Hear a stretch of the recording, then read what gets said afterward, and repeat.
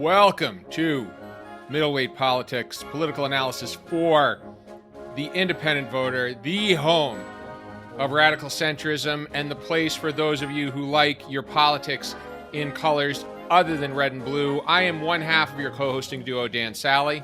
I'm Shawn Griffiths. And every week we discuss news stories of political dysfunction in Washington and, more importantly, the reforms we can put into place to fix it. Now, this past week may have seemed slow in the headlines to you, but to us, it has delivered an embarrassment of riches. Alabama Republican Tommy Tuberville, who led a one-man blockade of military promotions in the Senate, has announced he will not be seeking re-election so he can run for governor in his home state and ruin that place for a change. And Democrats have launched a campaign to learn how to talk to men. Yeah, we're going to dive into that and discuss the surprising connection between the two. But first, as always, folks, we'd like to start this off with a quick PSA. If you've listened to this podcast before, you know that Shawn and I both started this because we felt that there were more people like us who were really tired of the dysfunction in Washington and wanted to bring about real change. And with the growth of this podcast, we've been really happy to find out that we were right. But we know there are more people like us out there. And so here are two things you can do to help. Number one, if you are not a subscriber, click the subscribe button on your device. Wait for it now. Click it now. That helps us get visibility in front of more people like you on podcast platforms. And be sure to share this. If you know folks who would like it too, or you just like the episode and want to share it on social, please do so. Again, both help us grow and turn this into a movement for real political change. So that out of the way, Shawn, we have our two stories of the week. I honestly don't know where to start. Right? Right. No, it's a good point. I mean, when you look at the Democrats, you know, the Fox News headline on this, I don't give Fox News a whole lot of credit or legitimacy, but with their headline calling this very bizarre, yes, I tend to agree with that. I think it's a spot on headline because it is. Like, the Democrats ran this whole thing in 2024 about how the Trump campaign was acting weird, and they were no dispute there. But this whole thing about how we got to learn how to talk to men is bizarre. Yeah. So to fill the listener in on the details, the Democrats dropped $20 million on a Speaking with American Men campaign, which I'll agree with you. I don't agree with Fox News often. They nailed it this time around, right?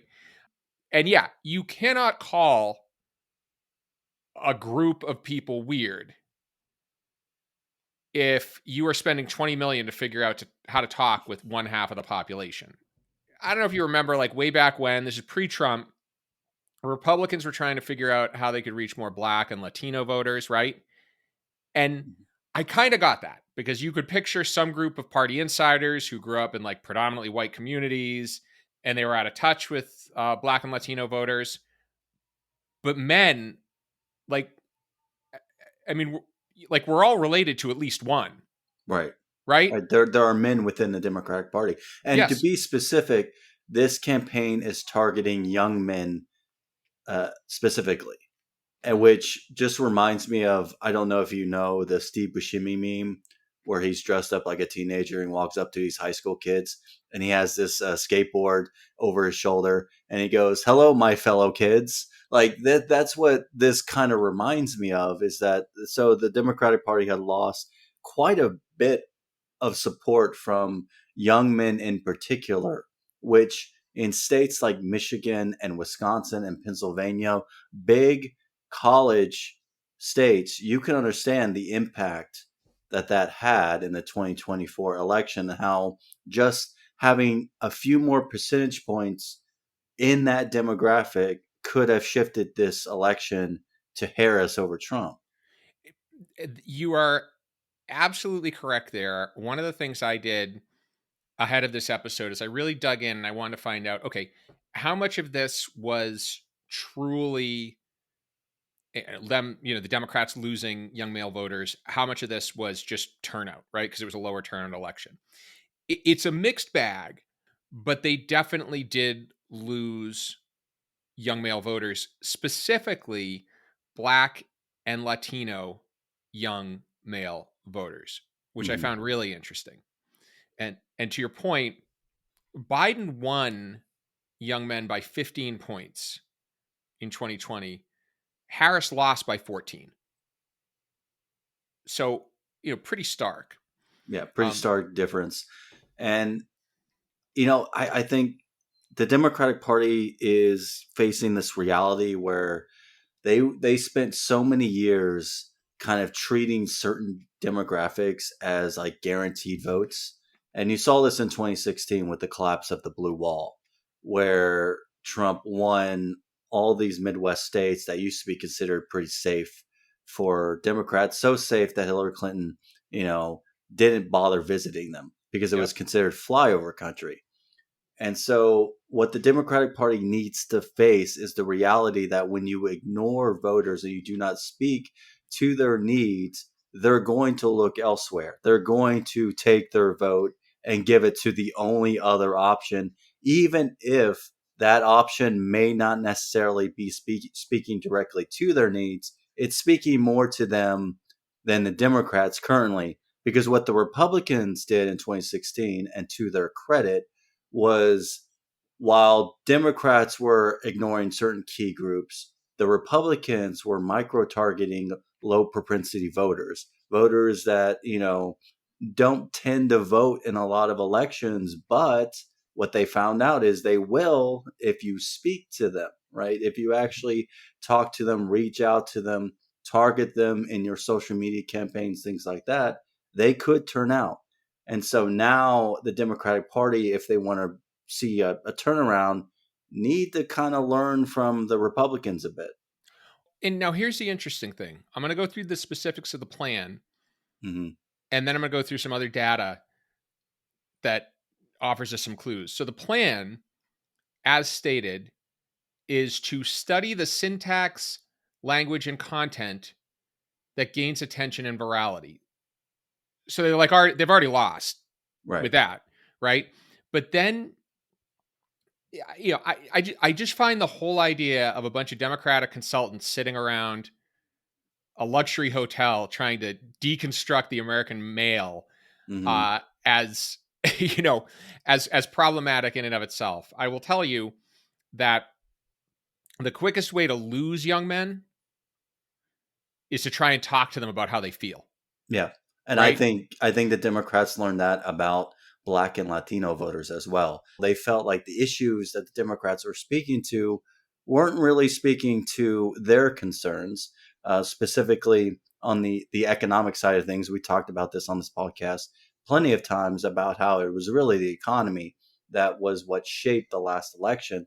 And maybe if the Democrats had spoken more to, job security, increased wages, lowering prices of goods, that may have been enough to get some of these young men to stay with the Democratic Party.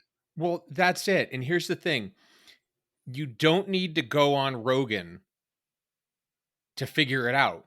Like, if you look at what young men said in exit polling, it reflects what the bulk of the electorate was saying, which is economic frustration, stagnant wages, inflation. It's the same exact thing. And the reason that they voted for Trump was, number one, he was an alternative to the incumbent.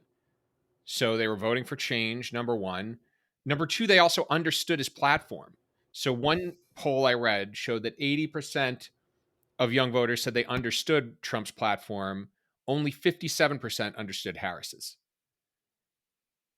So there you go. It all gets back. It is the economy. Now, I will say, young men specifically felt alienated by the cultural language of the left. So this gets back to another common theme that we see, which is when you are fighting a culture war, it will work to the advantage of Republicans Hmm.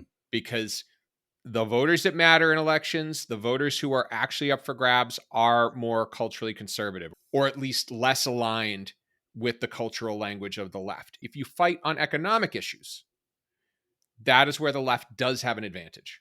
Yeah. You know, all these people who in 2024 said, oh, Kamala Harris should have gone on Joe Rogan. No, I don't think that would have changed anything for her, because at the end of the day, she could not differentiate herself from Biden. She could not tell Rogan, his audience, anyone else, how she was going to make things better, because that would suggest that the administration that she's a part of was doing things incorrectly. And that was the whole election put her in that really bad position where the only thing she could do, and we've talked about this before, is go after Trump as a candidate and a person, and tell voters you can't vote for Trump because he's bad. That was the whole strategy. That's the only thing she could do. So I reject the notion that, well, if she had just gone on the Joe Rogan, she could have reached these young men and that particular demographic audience and done better in the polls. Not if her message is still unclear and still the same. If she going on different podcasts doesn't change that. Yeah, every losing candidate and every losing campaign comes out with some variation of the same statement, which is, if only voters understood, or if only we got our message out, or if only voters knew the candidate. Like, maybe they did. Maybe they understood, and maybe they did know the candidate, and maybe they didn't like what they saw. Right. Yeah. You know, it's like, I know, tough to believe, but that's kind of how elections work. And in an electorate where half of voters are saying that they cast their ballot for the lesser of two evils, that basically means that these voters are swinging back and forth just hoping someone will speak to them. And when one side isn't, then they automatically see the other side as the lesser evil in that election at that time. And because that's their only other option, that's where they're going to go to. At the end of the day, if Democrats want to know how to speak to young men, just speak to them. Don't speak at them, speak to them, listen to them, and address those concerns. Because I guarantee you, to your point, if they were able to focus on economic policies, which studies and public opinion polls show Democrats win on versus Republicans, to your point. Yeah. If they were able to do that, then this wouldn't have been an issue. But you allowed the Republicans to own the cultural space. And to your point, they were able to win ultimately in the culture war. Yeah. Yeah. So I'll save the Democrats 20 million as a father of 3 boys and say, if you want to reach young men, bring food. Let's go on to the next story, which is Tommy Tuberville, everyone's favorite college football coach turned senator. Tommy Tuberville has announced he will not be running for re-election to the Senate and will enter the race for governor.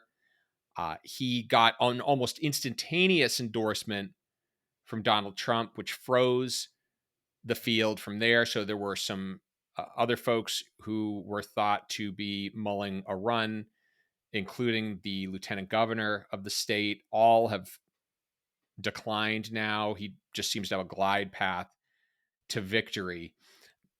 And his claim to fame, if you're unaware, is running a one-man blockade of military promotions. And he did this over the Pentagon. This is back during the Biden administration.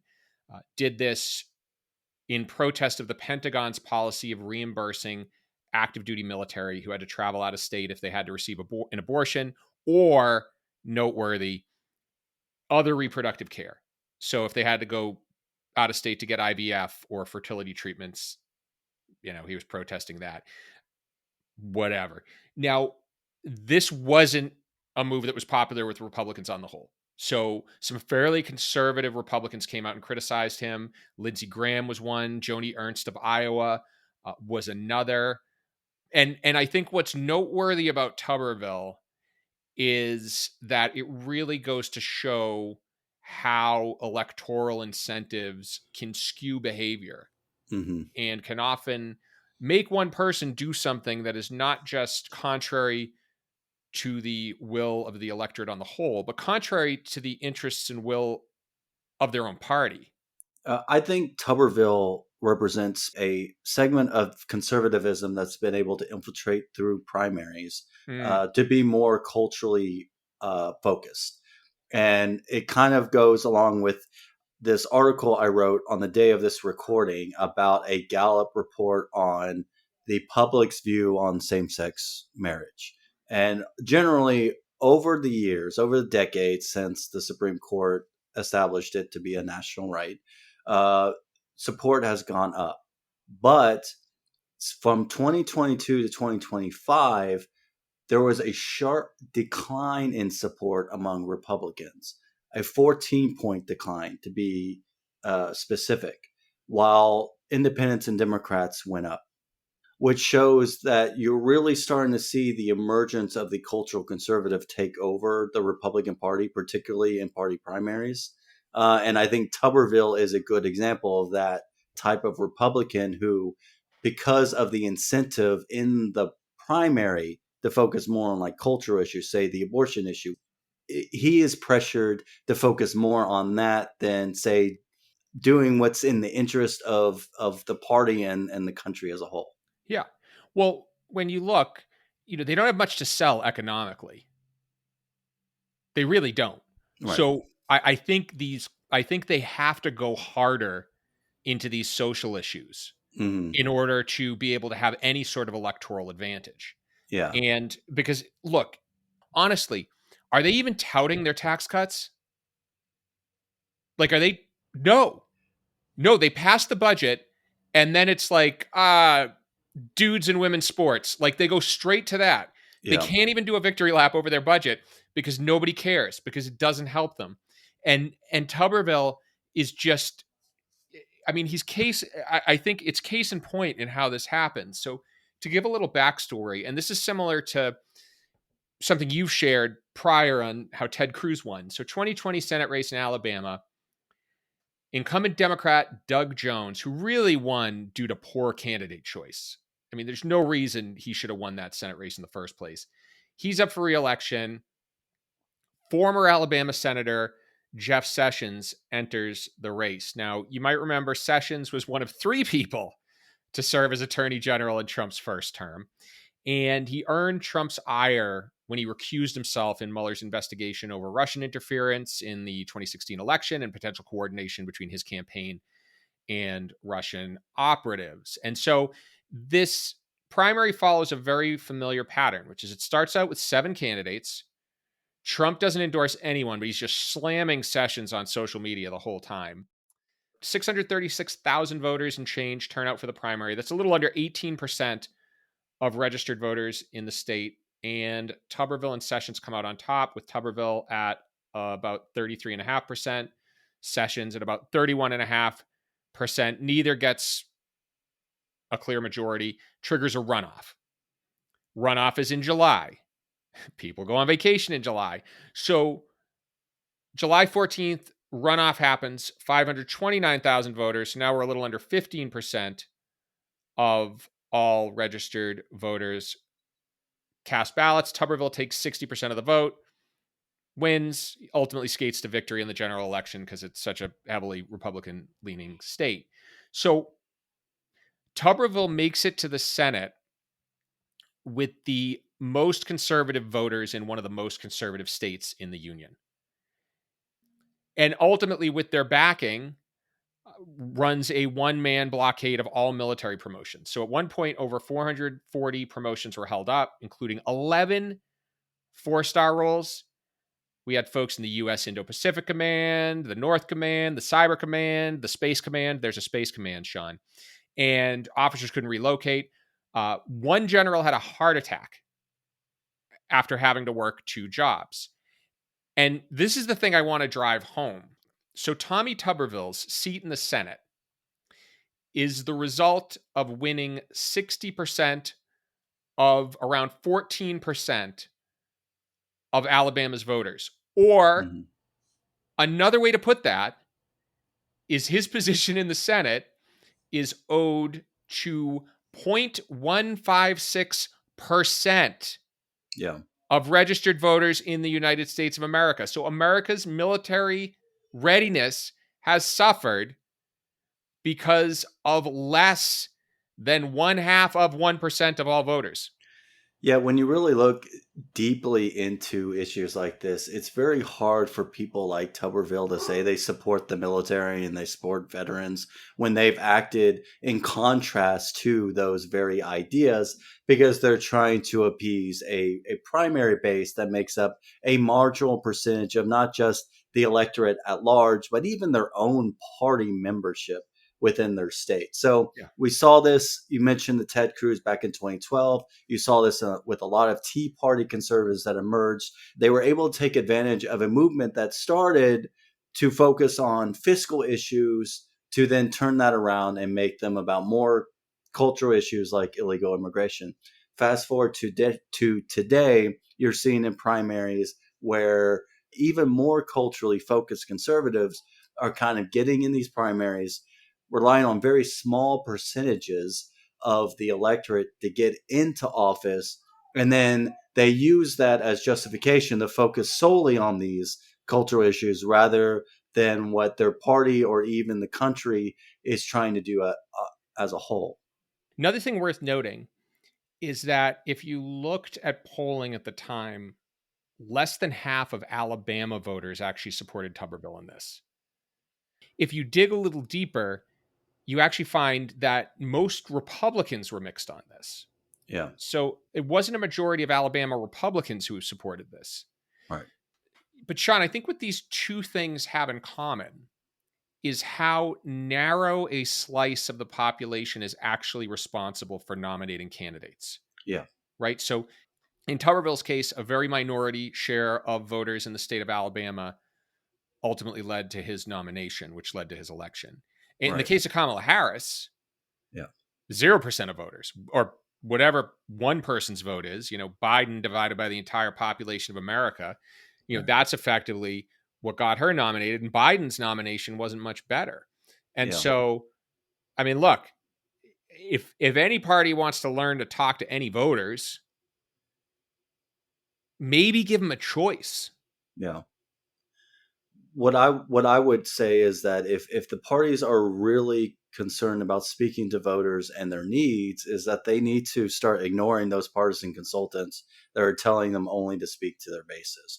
And I know the current system doesn't incentivize that. It incentivizes them to speak to the minority of voters that participate in party primaries. In the case of Tuberville, and in the case of Democrats on the national stage, again, it's one of those things where both sides have gotten accustomed to winning over certain voters. And so they almost feel a sense of entitlement to those voters. And when you feel a sense of entitlement over a certain group, you stop paying attention to them, you stop listening to them because you just assume you're going to get their vote. That's the problem that the Democrats have.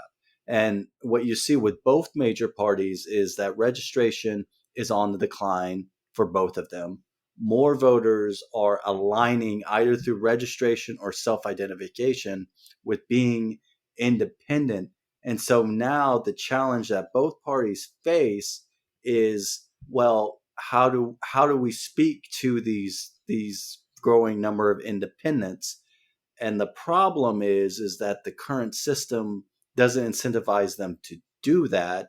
They have to keep playing the game as they've always played it, or they risk losing their seats because ultimately it's going to only be a handful of voters that decide whether or not they keep their seat or they get elected. Yep. And I think we can kind of land this for both parties in the same way, which is the Democrats right now have a problem where they're not able to reach young men. I can't say that without cracking a smile. And the Republicans have a problem, which is they're beholden to a very extreme group of primary voters who are guided by one man. Mm-hmm. Let's keep in mind that Jeff Sessions was unpopular amongst Republicans because Donald Trump did not like him. Yeah. Right? That's Right. it. And if we want to solve either of those problems, the key is letting more voters into the process. Yeah. And the reforms that we've talked about that can help are open nonpartisan primaries. So rather than having a partisan primary where just Republicans have their mini election and they vote for whoever is the most popular amongst Republicans, open it up to all voters. So all voters vote for all candidates in all parties. And then part 2 is ranked choice voting. Put more candidates on the ballot, make it easier to avoid the vote splitting effect. That's going to deliver the kind of candidates who are in touch with voters and want to communicate with voters. And I think the parties have to decide, like, are we a democracy or not? Right. Is their job going to be managing things so their subset of voters has the most power and then everybody else has to choose whatever they deliver? Or are they really looking to represent the people they serve? And if it's the latter, they've got to stop opposing the types of reforms that could make that happen. All right, so we're gonna cap it off there.